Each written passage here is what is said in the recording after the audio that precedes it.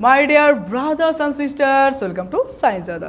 এই ভিডিওতে ক্লাস 11 এর সেমিস্টার 2 এর কেমিস্ট্রির একটি গুরুত্বপূর্ণ চ্যাপ্টার রেডক্স রিঅ্যাকশন অর্থাৎ জারণ বিজারণ বিক্রিয়া এই চ্যাপ্টারের কিছু মোস্ট ইম্পর্টেন্ট কোশ্চেন অ্যান্সার আমরা দেখে নেব। ফার্স্ট কোশ্চেন, জারণ সংখ্যা নির্ণয় করো।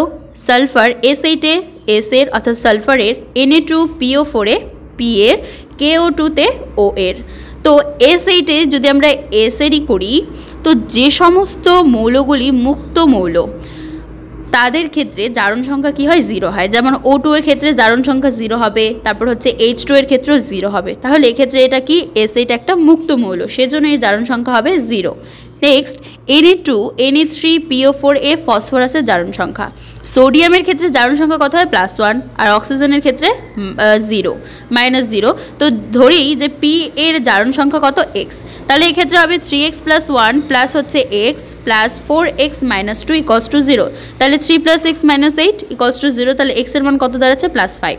তাহলে Na3PO4A ফসফরাসের জারণ সংখ্যা কত, +5। KO2 তে O এর K এর অর্থাৎ পটাশিয়ামের জারণ সংখ্যা কত হয়, +1 হয়। তো ধরে নাও যে O এর জারণ সংখ্যা হচ্ছে x, তাহলে সুতরাং এক্ষেত্রে 1 + 2x = 0 হবে। তাহলে 2x = কী হবে, -1। তাহলে x এর মান কত আসবে, -1/2। অর্থাৎ অক্সিজেনের জারণ সংখ্যা কত আসবে, -1/2। অসমসামঞ্জস্য বিক্রিয়া কাকে বলে? জারণ সংখ্যা পদ্ধতিতে সমতা বিধান করো। P4 + NaOH + H2O, এখান থেকে PH3 + NaNH2PO2। অসমসামঞ্জস্য বিক্রিয়া হচ্ছে যে জারণ বিজারণ বিক্রিয়ায় কোনো একটি পদার্থ একই সঙ্গে জারিত আর বিজারিত হয়, তাকে আমরা অসমসামঞ্জস্য বিক্রিয়া বলি। এবার জারণ সংখ্যা পদ্ধতিতে যদি সমতা বিধান করি তাহলে এক্ষেত্রে P4 + 3 NaOH + 3 অণু জল, এখান থেকে PH3 + 3 NaH H2PO2 হবে। নেক্সট, আয়ন ইলেকট্রন পদ্ধতিতে সমতা বিধান করো। K2Cr2O7 + FeSO4 প্লাস হচ্ছে H2SO4, এখান থেকে K2SO4 প্লাস হচ্ছে Cr2SO4 whole thrice plus Fe2SO4 whole thrice plus হচ্ছে জল। ব্লিচিং পাউডার অণুতে 2টি ক্লোরিন পরমাণুর জারণ সংখ্যা কত?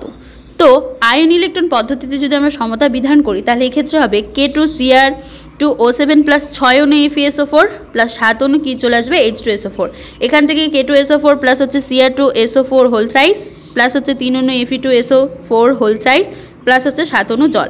এবার ব্লিচিং পাউডারে অর্থাৎ CaOCl2 অণুতে 2টি ক্লোরিন পরমাণুর জারণ সংখ্যা। প্রথমত একটি ক্লোরিন জারণ সংখ্যা হবে +1 আর অন্যটির কত হবে, -1। নেক্সট, CrO5 যৌগে ক্রোমিয়ামের জারণ সংখ্যা নির্দেশ করো। আয়ন ইলেকট্রন পদ্ধতিতে সমীকরণটি সমতা বিধান করতে হবে। তো CrO5 যৌগে ক্রোমিয়ামের জারণ সংখ্যা কত হয়, +6 হয়। এবার আয়ন ইলেকট্রন পদ্ধতিতে আমরা যদি সমীকরণটি সমতা বিধান করি তাহলে এক্ষেত্রে আসবে 2MnO4 মাইনাস প্লাস 5 অণু SO2 প্লাস হচ্ছে 2 অণু জল, এখান থেকে 2 অণু Mn2 প্লাস প্লাস হচ্ছে 5 অণু SO2 প্লাস প্লাস হচ্ছে 4H plus ion. Next, HClO এবং H2O, এখান থেকে H3O প্লাস Cl মাইনাস আর হচ্ছে সালফার উৎপন্ন হলো। বিক্রিয়ায় যুক্তিসহ জারক বিজারক শনাক্ত করো। তো এক্ষেত্রে HClO প্লাস H2OS, এখান থেকে কি উৎপন্ন হলো, H3O প্লাস প্লাস হচ্ছে Cl মাইনাস প্লাস হচ্ছে সালফার। তো HClO তে Cl এর জারণ সংখ্যা কত, +1, আর Cl মাইনাসে -1, এখানে কি হয়েছে, হ্রাস পেয়েছে, তাই তো +1 থেকে কি হয়েছে, -1। তাহলে HClO এর এটা হচ্ছে একটা কি জারক পদার্থ, যেহেতু প্লাস থেকে মাইনাসে গেছে সেজন্য এটা কি হবে, হ্রাস পেয়েছে, আর হ্রাস মানে জারক পদার্থ। H2S এ সালফারের জারণ সংখ্যা কত, -2 থেকে কি হয়েছে, সালফারের যেটা রয়েছে 0-তে বৃদ্ধি পায়। তাহলে এক্ষেত্রে H2S হচ্ছে কি বিজারক পদার্থ, -2 এর থেকে কি 0, তাহলে এটা কি মাইনাস থেকে 0-তে যাওয়া মানে প্লাস হওয়া, অর্থাৎ এটা বিজারক পদার্থ। KBrO3 এর তুল্যাঙ্ক ভর নির্ণয়। তো KBrO3 এর আণবিক ভর কত, 39 প্লাস হচ্ছে 80 প্লাস হচ্ছে 16 গুণ 3, তাহলে 167। এবার বিক্রিয়াটিতে BrO3 মাইনাস এর জারণ সংখ্যার পরিবর্তন কত হয়েছে, 6। তাহলে KBrO3 এর তুল্যাঙ্ক ভর কত হবে, 167 / 6, 167 / 6 কত, 27.83। তাহলে BrO3 minus plus 6H plus plus 6E, এখান থেকে অ্যারো ব্রোমিন প্লাস 3 অণু জল। বিক্রিয়াটিতে KBrO3 এর তুল্যাঙ্ক ভার নির্ণয় করা হয়ে গেল। এরপরে Na N3 অণুতে নাইট্রোজেন পরমাণুর সংখ্যা কত, P4 প্লাস 3NaOH প্লাস 3 অণু H2O, এখান থেকে কি PS3 প্লাস 3NaH2PO2 বিক্রিয়ায় ফসফরাসের তুল্যাঙ্ক ভার নির্ণয় করতে হবে। তো Na3 এর নাইট্রোজেনের জারণ সংখ্যা কত? +1 সোডিয়ামের ক্ষেত্রে। তো ধরে নাও যে সোডিয়ামের নাইট্রোজেনের জারণ সংখ্যা কত? x, তাহলে 1 + 3x = 0, তাহলে 3x = -1, তাহলে x এর মান কত? -1/3। এবার P4 এর তুল্যাঙ্ক ভার নির্ণয় করতে হবে। তো P4 প্লাস 3 অণু সোডিয়াম হাইড্রোক্সাইড প্লাস 3 অণু জল, এখান থেকে PH3 প্লাস 3 অণু NaH2PO2 উৎপন্ন হলো। তাহলে ফসফরাস P4 এর ক্ষেত্রে আণবিক ভর যেটা 31 × 4 মানে 124 হবে।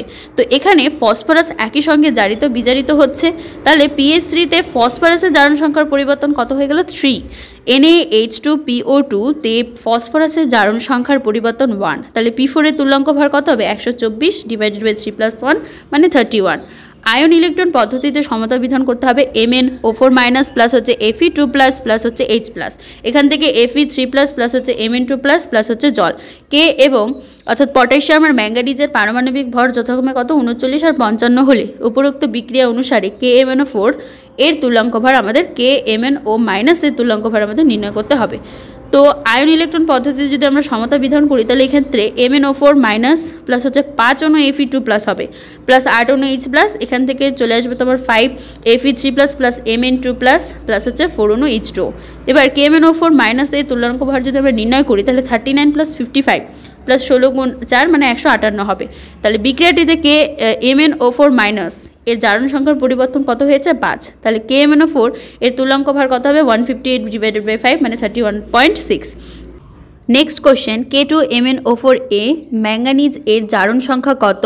2 অণু S2O3 2- প্লাস I2, এখান থেকে অ্যারো S4O6 2- প্লাস 2I- বিক্রিয়ায় Na2SOH2O3 5H2A এর তুল্যাঙ্ক ভার নির্ণয় করো। তো K2MnO4A ম্যাঙ্গানিজের জারণ সংখ্যা আমাদের নির্ণয় করতে হবে। তো পটাশিয়ামের জারণ সংখ্যা আমরা কত জানি? +1 হয়, আর অক্সিজেনের ক্ষেত্রে কত? -2। তাহলে ধরে নাও প্রথমতই যে ম্যাঙ্গানিজের জারণ সংখ্যা কত? x। এবার দেখো এখানে কয়টা? দুটো পটাশিয়াম আছে, তাই তো?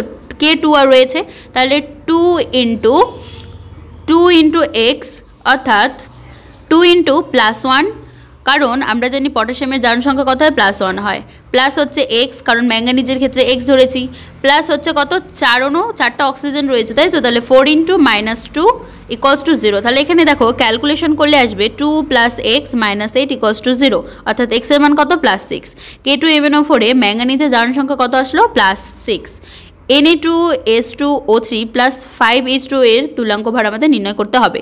তো 2 অণু S2O3 2 প্লাস I2, এখান থেকে আরও S4O6 প্লাস হচ্ছে 2I-, তাহলে এক্ষেত্রে Na2S2O3.5H2O এর আণবিক ভর কত হবে? যে সোডিয়ামের ক্ষেত্রে কত হয়? 23 × 2, তারপর সালফারের ক্ষেত্রে 32 প্লাস তাহলে 32 × 2 প্লাস হচ্ছে কত? অক্সিজেনের 16 হয়, তাহলে 16 × 3 প্লাস হচ্ছে 18 × 5, কারণ জলের ক্ষেত্রে 8 তো হয় জানি। তাহলে এখানে কত? 248 আসলো। তাহলে বিক্রিয়াটিতে S2O3 এর জারণ সংখ্যার পরিবর্তন কত হয়েছে? 1। তাহলে Na2S2O3.5H2O এর তুল্যাঙ্ক ভার কত হবে? 248 / 1 মানে হচ্ছে 248। ঠিক আছে, তাহলে আমাদের রেডক্স রিঅ্যাকশন অর্থাৎ জারণ বিজারণ বিক্রিয়ার মোস্ট ইম্পর্টেন্ট কোয়েশ্চেন অ্যান্সার দেখা কমপ্লিট হলো। চ্যানেলে নতুন হলে অবশ্যই সাবস্ক্রাইব করে দিও। খুব ভালো থেকো আর মন দিয়ে পড়ো।